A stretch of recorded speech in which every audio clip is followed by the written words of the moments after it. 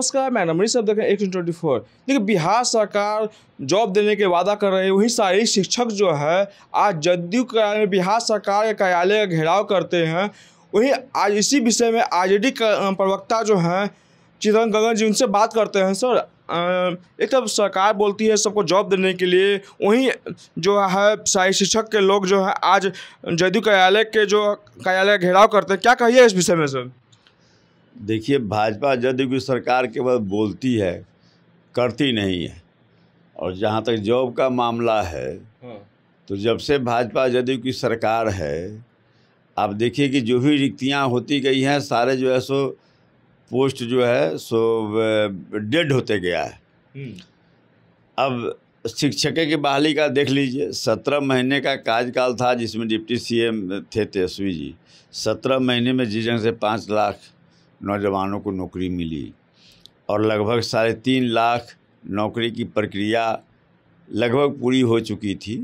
सब उसके बाद में उसका विज्ञापन निकलने वाला था बहाली के लिए। 10 महीने हो गए, आज तक जो है सो 3.5 लाख जिसकी प्रक्रिया सारी प्रक्रिया पूरी थी, केवल अब उसके बाद में उसका विज्ञापन निकलना था और लोगों की बहाली होती। वह फाइल दबा हुआ है। शिक्षक नियुक्ति का देखिए, कभी कुछ अब TR 3 का अभी तक परिणाम नहीं आया है सामने में। पात्रता परीक्षा हुआ तो जो सो कैंसिल हो गया फिर उसमें। तो यह सरकार का शुरू से एक नेचर रहा है कि केवल जो है सो नौकरी के नाम पर लोगों को मृग मरीचिका में माने नौजवानों को टहलाते रहो और जो है सो कभी किसी चीज़ के नाम पर कभी किसी चीज़ के नाम पर इसको फंसाते रहो, टाइम इसको खींचते रहो। कुछ दिन पहले देखिए नियुक्ति पत्र बट रहा था, सिपाही नियुक्ति का बट रहा था, उस पर क्या कोई कहना चाह रहे हैं? सिपाही नियुक्ति पत्र, अब सिपाही की जो जिस संख्या में बहाली होने वाली है, तो वह तो जो है सो केवल घोषणा हो रहा है। जो पहले से जिनकी नियुक्ति हो चुकी है उसको नियुक्ति पत्र दिया गया है। 10 महीने में तो एक भी नियुक्ति नहीं हुई। कहीं भी किसी भी डेमोक्रेटिक कंट्री में रहा है कि विपक्ष जो है सो सत्ता से सवाल करती है, जनता से जुड़े मुद्दे को जो है सो सामने लाती है और उस पर जो है सो सरकार को जवाब देना पड़ता है। लेकिन भाजपा जदयू की एक पिकुलियर सरकार है अपने आप में, जो विपक्ष से ही सवाल करती है। हर सवाल जो है सो सरकार से करते हैं, उससे पूछिए तो वो सरकार विपक्ष से सवाल करती है। अगर इतना आप अक्षम हैं तो आप विपक्ष में जाइए और जो अभी विपक्ष में हैं तेजस्वी जी को आप जो सत्ता सौंप दीजिए।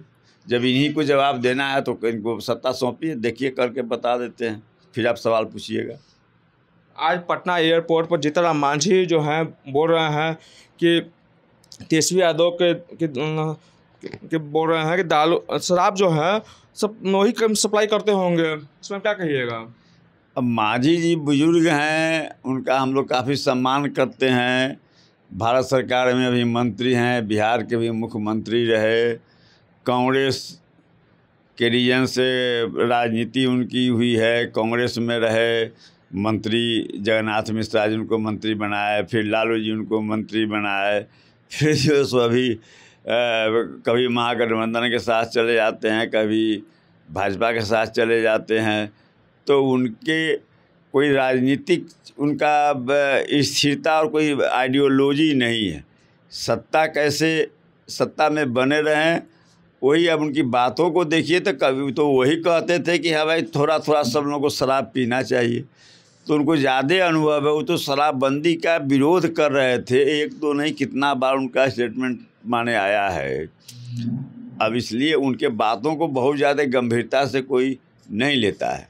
क्या बोलते हैं कोई गंभीरता से नहीं लेता है। कभी जो है सो कहते हैं कि हाँ साहब हम मुख्यमंत्री के रूप में गए तो जो है सो वह देवी स्थान भगवती का स्थान धुलवाया गया। कभी जो है सो कहते हैं कि नहीं साहब जो है सो एकदम ये भाजपाई का जो पाखंडी हिंदूवाद है, कभी उसका झंडा बुलंद करते हैं।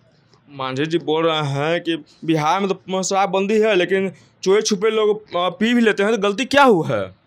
तो वही ना, मांझी जी शराब पर उनका इतना ढंग का बयान आ चुका है। और मैंने पहले कह दिया कि देखिए बुजुर्ग हैं, सम्मानित नेता हैं, लेकिन उनके बातों का कोई अहमियत नहीं है। क्या कब बोलेंगे, कोई उनकी बात का अपने कंट्राडिक्शन करते हैं, तो उनके बात को क्या नोटिस लिया जाए। आप देख रहे थे आरजेडी प्रवक्ता चिदंबरम गगन जी को सारे प्रश्न का बेबाकी से जवाब दिया है।